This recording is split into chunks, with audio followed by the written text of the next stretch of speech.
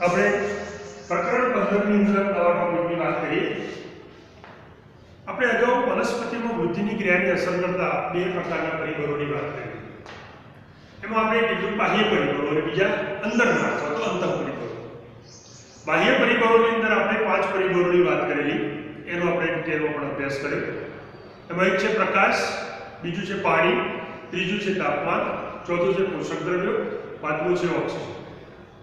તો આ જે 5 પરિબળો જે છે એ બધા બાહ્ય પરિબળો છે. આ સિવાય પણ કેટલાક આંતઃ અથવા તો આંતરિક પરિબળો જે છે એ પણ વૃદ્ધિની ક્રિયાને અસર કરે છે. અને આવા જે અંતઃ અથવા તો આંતરિક પરિબળો જે છે એને આપણે અંતઃકોશીય અથવા તો જનની કે આંતરકોશીય કારકો અથવા તો પરિબળો તરીકે આપણે ઓળખીએ છીએ.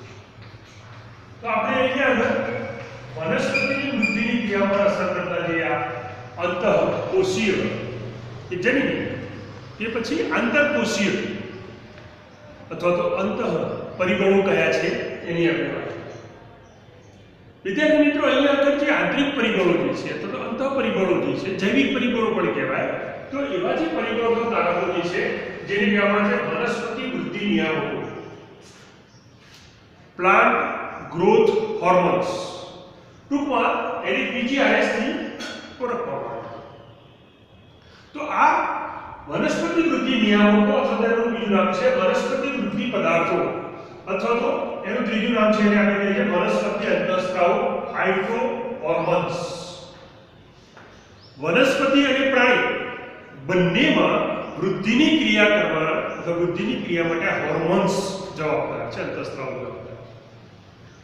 પ્રાણીની અંદર એને પ્રાણી અંતઃસ્ત્રાવ કહેવામાં આવે અને વનસ્પતિઓની અંદર વનસ્પતિ અંતઃસ્ત્રાવ અથવા તો વનસ્પતિ વૃદ્ધિ નિયામકો અથવા તો ફાઇટોહોર્મોન્સ તરીકે ઓળખવામાં આવે છે. તો આવા વનસ્પતિ વૃદ્ધિ નિયામકો અથવા તો જે ફાઇટોહોર્મોન્સ છે એમની લાક્ષણિકતા શું છે આપણે વાત કરીએ.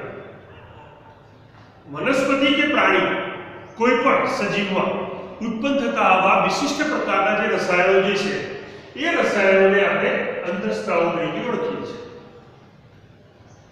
વનસ્પતિ અને પ્રાણીઓની અંદર આ અંતઃસ્ત્રાવો જે છે જે સ્થાને ઉત્પન્ન થાય છે ત્યાં પોતાની ક્રિયાશીલતા દર્શાવતા નથી, પરંતુ એ વહન પામી અને અન્ય કોઈ સ્થાને ચાલતી કોઈ વિશિષ્ટ ક્રિયા જે છે એની અંદર એ જોડાય છે, સંકળાય છે અને એ વિશિષ્ટ ક્રિયાનો દર જે છે વધારે છે કાં તો એને અટકાવે છે. એટલે અંતઃસ્ત્રાવનું કાર્ય શું છે? નિયામકો છે, કંટ્રોલર છે. તે બે પ્રકારના કંટ્રોલ કરે છે, નિયમન કરે છે. એક કાં તો ક્રિયાને ઉત્તેજવાનું અથવા તો ક્રિયાને અવરોધવાનું એટલે કે બંધ કરવાનું. કોઈ પણ ક્રિયા હોય તો એ ક્રિયાને શરૂ કોણ કરે? તો નિયામકો કરે, અંતઃસ્ત્રાવ. ક્રિયાને અટકાવવી હોય તો કોણ કામ કરે? તો એ પણ આ અંતઃસ્ત્રાવ કરે. તો વનસ્પતિ અને પ્રાણી બંનેની અંદર આવા વિશિષ્ટ રસાયણોના બનેલા અંતઃસ્ત્રાવો હોય છે. અને આવા જે વનસ્પતિ વૃદ્ધિ નિયામકો છે કે જે વિવિધ રાસાયણિક સંઘટકો વાળા સાદા અને લઘુ અથવા તો નાના એવા વિશિષ્ટ પ્રકારના અણુઓના બનેલા હોય છે. તો આવા સાદા અને લઘુ અણુઓના બનેલા રાસાયણિક ઘટકો જે છે જેને આપણે કહીએ છીએ વનસ્પતિ વૃદ્ધિ નિયામકો.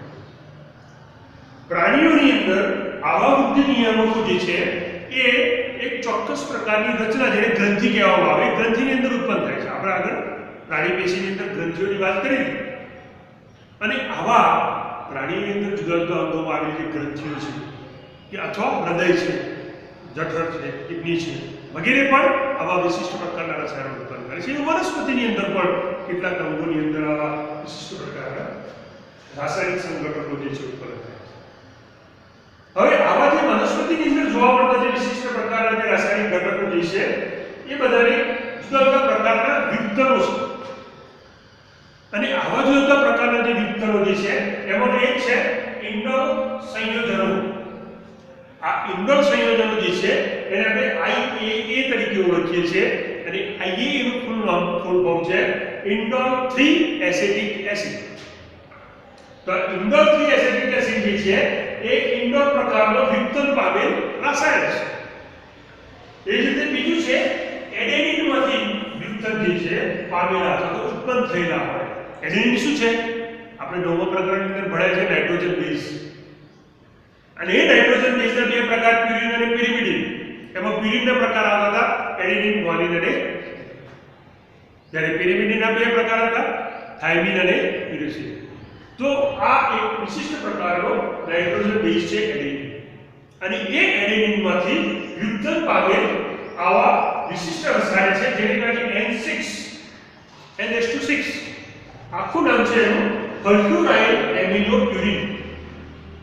તો આ ફલ્ક્યુરાઇલ એમિનોપ્યુરિન જે છે એ જેનો નાઇટ્રોજન બેઝ કે જે એડિનિનમાંથી વિઘટન પામેલો છે, અને બીજો છે કાઇનેટિન. તો આવા એડિનિનમાંથી વિઘટન પામેલા એવા બે વિશિષ્ટ પ્રકારના રસાયણો છે જે ફાઇટોહોર્મોન્સ. તો આ NH2 અને કાઇનેટિન જે એડિનિનમાંથી વિઘટન પામેલા છે. ત્રીજો પ્રકાર છે કેરોટિનોઇડ્સમાંથી વિઘટન પામેલા. આ કેરોટિનોઇડ્સમાંથી વિઘટન પામેલું જે વિશિષ્ટ રસાયણ છે એનું નામ છે ADA, એબ્સિસિક એસિડ. અને આવો એબ્સિસિક એસિડ જે છે કે જે વિશિષ્ટ પ્રકારનું રસાયણ છે જે વનસ્પતિ અંતઃસ્ત્રાવ અથવા ફાઇટોહોર્મોન તરીકે વર્તે છે. ત્રીજો છે ટર્પેન્સ. તો આવા ટર્પેન્સના પ્રકારના જે વિઘટનો છે જેનું નામ છે GA3, જિબ્રેલિક એસિડ. તો જિબ્રેલિક એસિડ જે છે એ પણ વિશિષ્ટ પ્રકારનો રાસાયણિક સંઘટકનો બનેલો સાદો અને લઘુ અણુ છે. ચોથો છે વાયુરૂપ પદાર્થ અથવા રસાયણ જેને કહેવામાં આવે છે ઇથિલિન. અને આવો જે રસાયણ જે છે C2H4 ઇથિલિન કે જે આવા વિશિષ્ટ પ્રકારનો રાસાયણિક સંઘટક છે. તો આ જુદા જુદા પ્રકારના આપણે વિશિષ્ટ સંઘટકો જે છે એ રસાયણો છે કે જે વૃદ્ધિ નિયામકો તરીકે કાર્ય કરે છે. કોઈ પણ પ્રકારના વૃદ્ધિ નિયામક હોય એ જીવંત વનસ્પતિ દેહમાં એમના કાર્યના આધારે એમને બે સમૂહમાં વહેંચવામાં આવે. હવે મેં આગળ વાત કરી કે વૃદ્ધિ નિયામકો બે કામ કરે.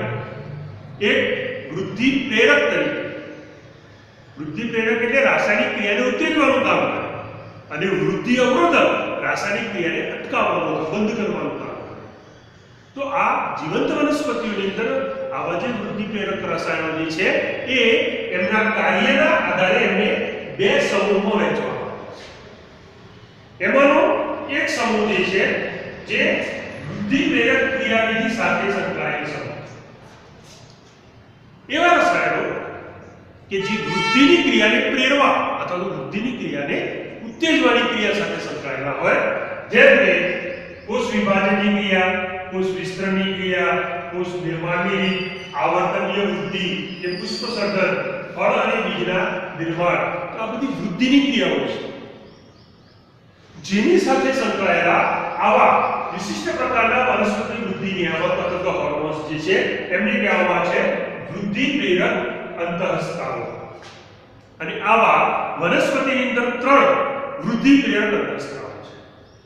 એમાંનો એક છે ઓક્સિન્સ, બીજો છે જિબ્રેલિન્સ અને ત્રીજો છે સાઇટોકાઇનેટિન. તો આવા ત્રણ પ્રકારના અંતઃસ્ત્રાવ છે ઓક્સિન, જિબ્રેલિન અને સાઇટોકાઇનેટિન કે જે વૃદ્ધિ પ્રેરક ક્રિયાવિધિ સાથે સંકળાયેલા વિશિષ્ટ રસાયણો છે, હોર્મોન્સ છે. બીજા જે સમૂહ છે એ છે વૃદ્ધિ અવરોધક ક્રિયા સાથે સંકળાયેલ. કેટલાક રસાયણો એવા છે કે જે વૃદ્ધિની ક્રિયાને અવરોધવાનું અથવા તો રાસાયણિક પ્રક્રિયા જે છે એને અટકાવવાનું, બંધ કરવાનું નિયમનનું કાર્ય કરતા હોય તો એમને કહેવાય વૃદ્ધિ અવરોધક અંતઃસ્ત્રાવ. આવા જે અંતઃસ્ત્રાવો જે છે એ કેટલીક ક્રિયાઓ, દાખલા તરીકે ઘા ઉજવવાની ક્રિયા તથા જૈવિક કે અજૈવિક કોઈ પણ પ્રકારના તાણ એટલે ઘટાડો, જૈવિક કે અજૈવિક પરિબળનો ઘટાડો હોય, પોષક દ્રવ્યનું પ્રમાણ ઓછું હોય અથવા પ્રકાશનું પ્રમાણ ઓછું હોય, તાપમાનનું પ્રમાણ ઓછું હોય વગેરે, અથવા તો આ રસાયણોનું પ્રમાણ જ્યારે ઓછું હોય ત્યારે જૈવિક કે અજૈવિક તાણ સામે પ્રતિક્રિયા આપવાનો મહત્વનો ભાગ ભજવે છે. અને આવા વિશિષ્ટ પ્રકારના જે રસાયણો છે એમને કહેવામાં આવે છે વૃદ્ધિ અવરોધક રસાયણ. જે વૃદ્ધિની અવરોધવાની ક્રિયા સાથે સંકળાયેલા છે. એવી કઈ ક્રિયાઓ છે કે જે વૃદ્ધિ અવરોધવાની કામ કરતી? તો આવી જે ક્રિયાઓ જે છે એ છે સુષુપ્તતા અને પતન. વનસ્પતિની અંદર વૃદ્ધિની ક્રિયા અટકી જવી અથવા તો વૃદ્ધિની ક્રિયા છે થોડા સમય માટે વિરામ અવસ્થામાં જવું તેને સુષુપ્તા અવસ્થા કહેવાય. બીજની અંદર પણ તમે જો અંકુરણની ક્રિયા જ્યારે થાય છે ત્યારે એની અંદર પણ આવું બનતું હોય છે.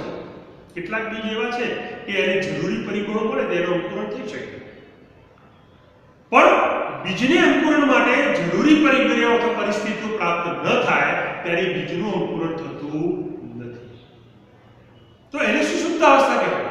થોડો સમય આ અવસ્થામાંથી પસાર કરે, જ્યારે એને અનુકૂળ પરિસ્થિતિ મળે એટલે ફરીથી પાછું બીજનું અંકુરણ જે છે થઈ શકે છે. તો અહીંયા આગળ આ ક્રિયા છે એને કહેવાય સુષુપ્ત. બીજું છે પતન. વનસ્પતિની અંદર વૃદ્ધિની ક્રિયા અટકે અથવા તો વૃદ્ધત્વ આવે, જીર્ણતા આવે, ઘસારો આવે એટલે પતનની ક્રિયા થાય. દાખલા તરીકે તમે જુઓ કે દરેક વનસ્પતિ જે છે એ પાનખર ઋતુમાં પોતાના જૂના ઘરડા થયેલા પર્ણોને ખેડવી નાખે છે. તો આ જે ઘરડા જૂના પર્ણો ખરી પડવાની ક્રિયા એટલે એને કહેવાય પતન. આવું ફળમાં પણ હોય. ફળ જ્યારે પરિપક્વ થઈ જાય, પાકી જાય ત્યારે એ વનસ્પતિ વૃક્ષ ઉપરથી ખરીને નીચે પડે છે. તો આ ફળ પતનની ક્રિયા છે. તો ફળ પતન અથવા પર્ણપતનની ક્રિયા જે છે એ કોના કારણે છે? વૃદ્ધિ અવરોધક ક્રિયા. વૃદ્ધત્વના કારણે, જીર્ણતાના કારણે, ઘસારાના કારણે. અને આવી રીતે સુષુપ્તતા અને પતન જેવી ક્રિયાઓ સાથે સંકળાયેલા જે આ નિયામકો છે એને કહે છે વૃદ્ધિ અવરોધક નિયામકો. આવા વૃદ્ધિ અવરોધક નિયામકો જે છે એ નિયામકોના બે ઉદાહરણ છે. એક છે એબ્સિસિક એસિડ, ABA અથવા તેને એબ્સિસિન પણ કહે છે. એબ્સિસિક એસિડ અથવા તો એને એબ્સિસિન પણ કહે છે. અને બીજો છે વાયુમય રસાયણ અથવા તો પદાર્થ જેનું નામ છે ઇથિલિન. તો વિદ્યાર્થી મિત્રો હવે તમને ખ્યાલ આવી ગયો કે વનસ્પતિ વૃદ્ધિ નિયામકો શું છે, અંતઃસ્ત્રાવ શું છે, ફાઇટોહોર્મોન શું છે? તો એ વિશિષ્ટ પ્રકારના રાસાયણિક સંઘટકોના બનેલા સાદા અને લઘુ અણુઓ છે જે વનસ્પતિના કોઈ એક અંગમાં ઉત્પન્ન થાય અને ત્યાંથી એ વહન પામી અને અન્ય અંગમાં થતી વિશિષ્ટ ક્રિયા છે એ ક્રિયા સાથે જોડાય છે, ભાગ લે અને ક્રિયાને કાં તો અટકાવે અથવા તો ક્રિયાને ઉત્તેજવા આપે. કોઈ પણ ક્રિયાને શરૂ કરવી હોય, ઉત્તેજવી હોય, તેના માટે આવા વિશિષ્ટ રસાયણોની જરૂર પડે. ક્રિયાને અટકાવવી હોય તો પણ રસાયણોની જરૂર પડે. જેમ આપણા ઘરની અંદર પંખો ચાલુ કરવો હોય તો આપણે સ્વિચ ઓન કરીએ છીએ. તો સ્વિચ ઓન કરીએ એટલે શું કરીએ? આપણે પાવર આપીએ છીએ, ઇલેક્ટ્રિસિટી આપીએ છીએ. તો ઇલેક્ટ્રિસિટી જે છે એ પંખાની ગતિમાં વધારો કરે છે. એટલે ઇલેક્ટ્રિસિટીમાં જ્યારે આપણે સ્વિચ ઓન કર્યું તો ઓનનો અર્થ થાય ક્રિયા કરવી. અને જ્યારે પંખો બંધ કરવો હોય તો આપણે સ્વિચને ઓફ કરીએ છીએ, સપ્લાય બંધ કરી દઈએ છીએ, ઉર્જા અથવા તો વીજળી જે છે આપણે બંધ કરી દઈએ છીએ. એનો અર્થ કે ફરવાની જે ક્રિયા છે એને અટકાવવું છે. તો આને અવરોધક ક્રિયા કહેવાય.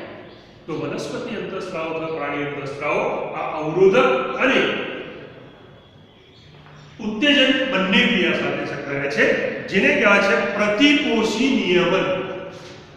અહીંયા બે શબ્દો છે, એક પ્રતિ અને બીજું પોષી. પ્રતિ એટલે ઉત્તેજવું અને સોરી અટકાવવું, અને પોષી પોષણ આપવું, ઉત્તેજવું. વનસ્પતિ અને પ્રાણીઓની અંદર આવેલા આવા અંતઃસ્ત્રાવ હોર્મોન્સ જે છે એ પ્રતિપોષી નિયમન દ્વારા કોઈ પણ ક્રિયાનું નિયંત્રણ કરે છે. તો આવા બે પ્રકારના આપણને વનસ્પતિની અંદર અંતઃસ્ત્રાવ જોવા મળે છે.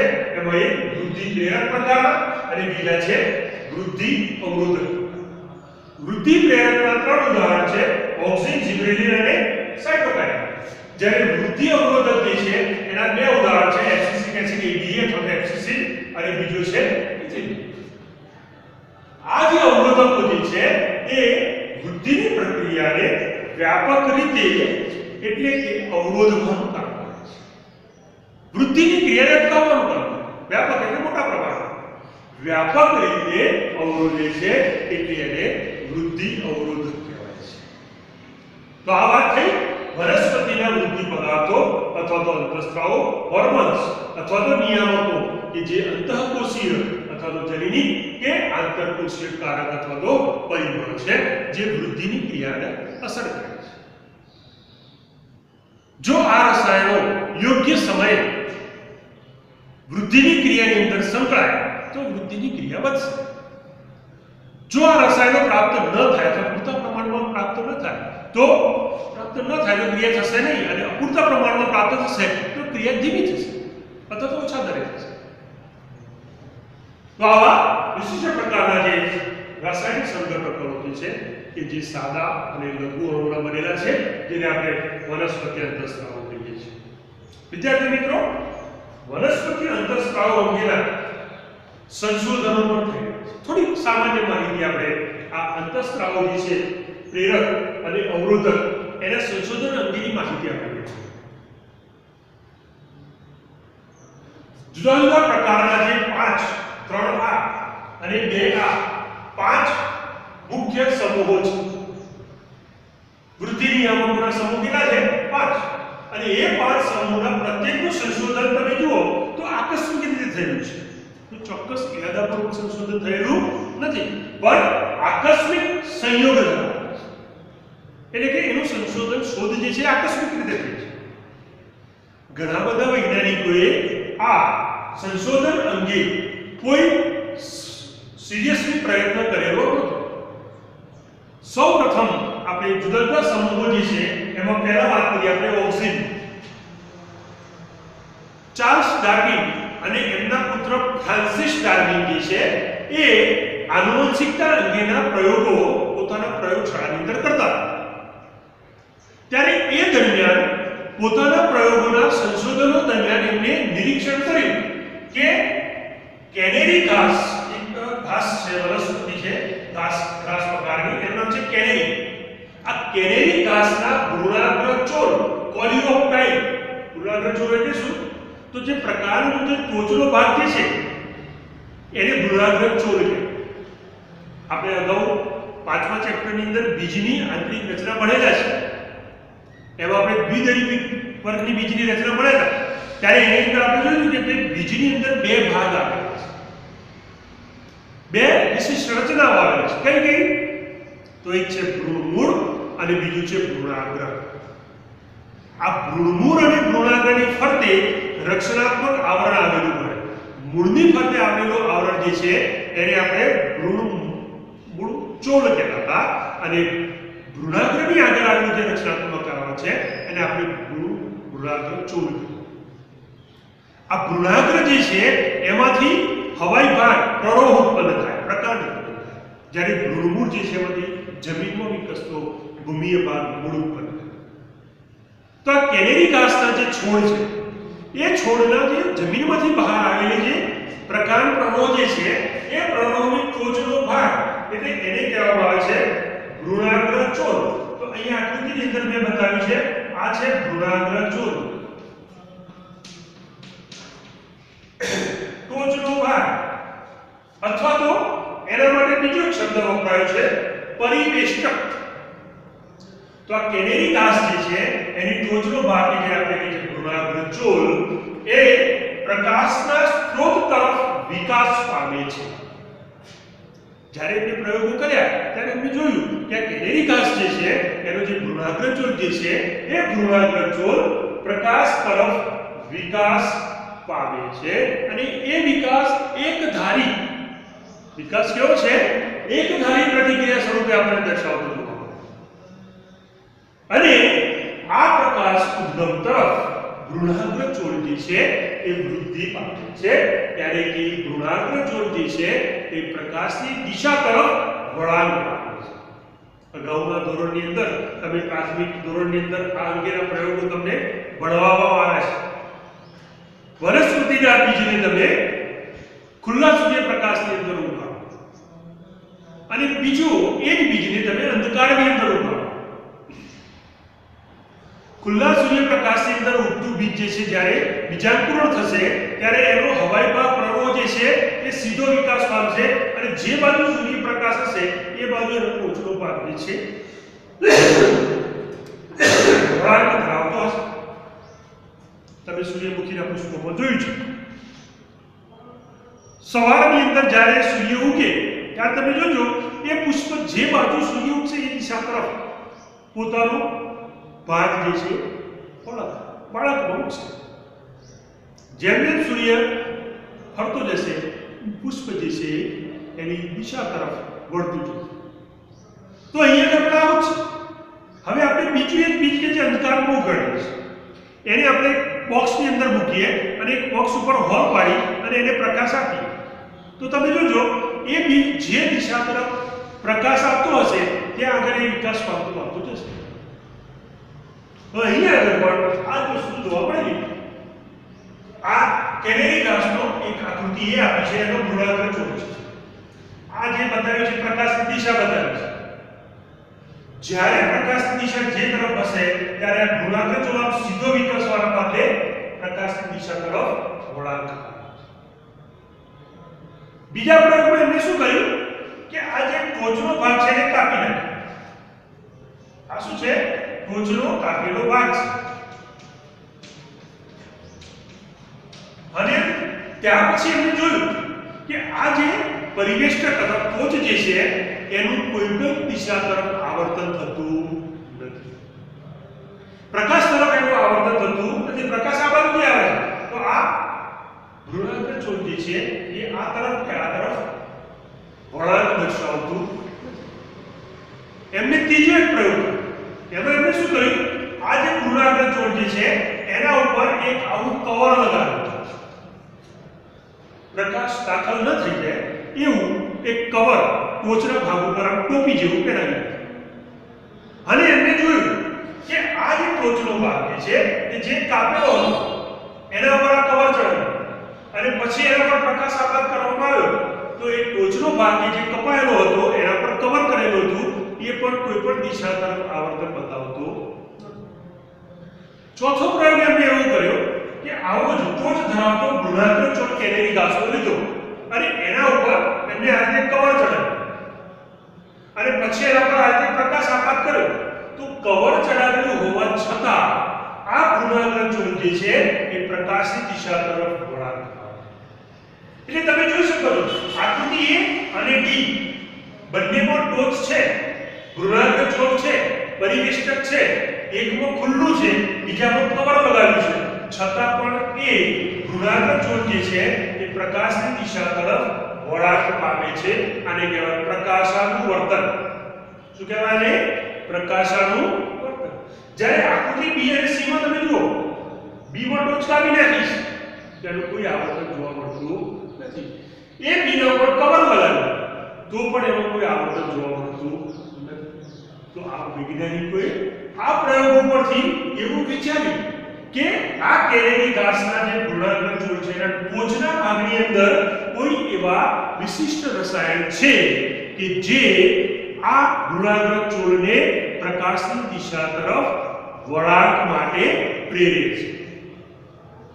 આને કહેવાય પ્રકાશાનુવર્તન. અને આ પ્રયોગના આધારે એને આવા ઘણા બધા શ્રેણીબદ્ધ પ્રયોગો કર્યા અને પછી એમને નિર્ણય આવ્યો કે ગોળાકાર ચોરની ટોચ જે બહાર પ્રેરક તરીકેનું સ્થાન આપણને એની અંદર આવેલું જોવા મળે છે જે ગોળાકાર ચોરના સંપૂર્ણ વળાંક માટે જવાબદાર છે. તમે આકૃતિ એ D માં જોઈ શકો જ્યારે B અને C માં કોઈ પણ પ્રકારનું વળાંક નથી. એટલે એનો અર્થ થયો કે આ ટોચના ભાગની અંદર કોઈ એવી વિશિષ્ટતા છે કે જેના કારણે ગોળાકાર ચોર જે છે પ્રકાશ તરફ વળાંક દર્શાવે છે.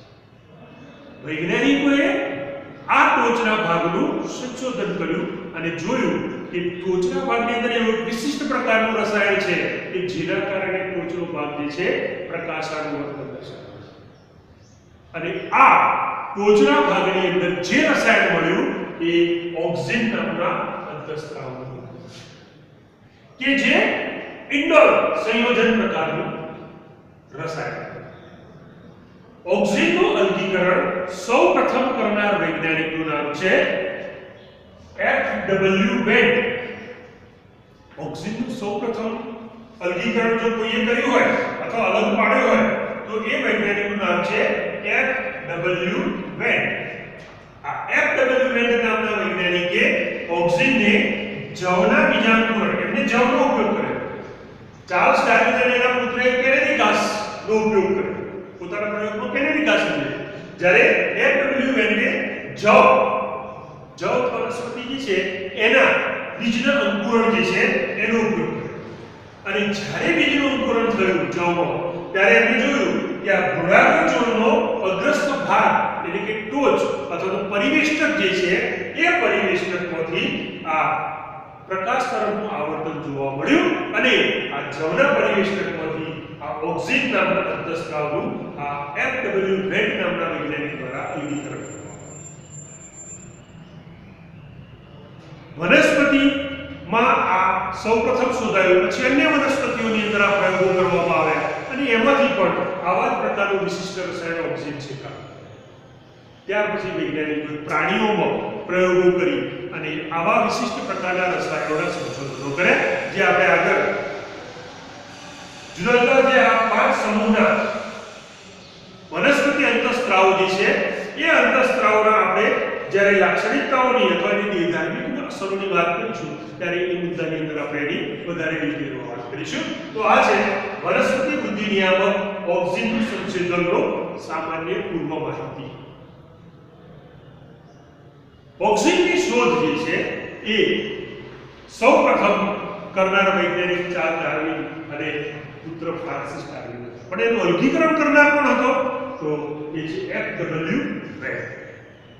તો આ છે ઓક્સિનનું સંશોધન અંગેની માહિતી.